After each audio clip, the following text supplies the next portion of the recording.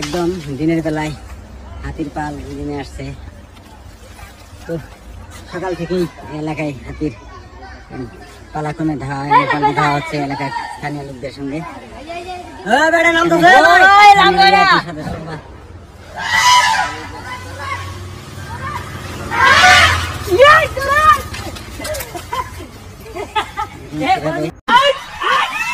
দাবার দিয়েছে ভাই, এই সম্পূর্ণ দাবার দিয়েছে হাতে। আর এখানে লোক দেখেন কিভাবে দৌড় দিয়েছে।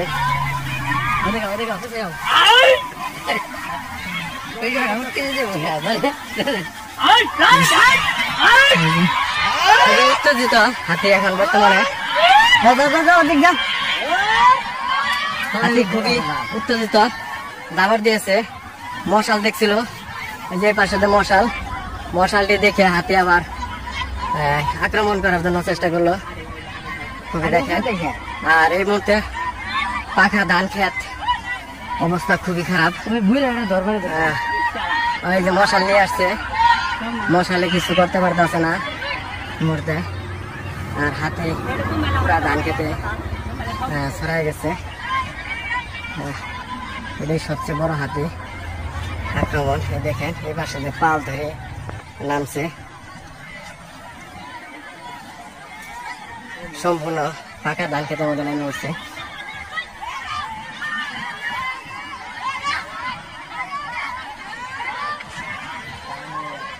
সবাই আগাও। কোন বাসে? আর গুলো খাবো না, সব নামবো আস্তে আস্তে, সব নামবো আস্তে আস্তে, সব নামতেছে। এখানে একবারে দেখেন 2-4 দিনের মধ্যে কাটবে।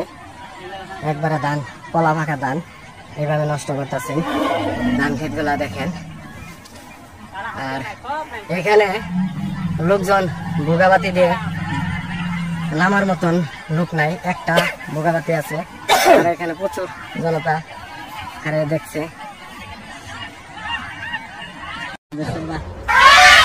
একদম দিনের বেলায় হাতির পাল নেমে আসছে।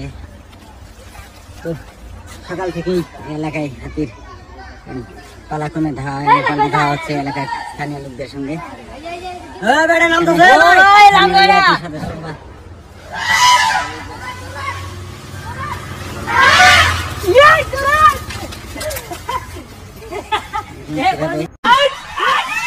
দাবার দিয়েছে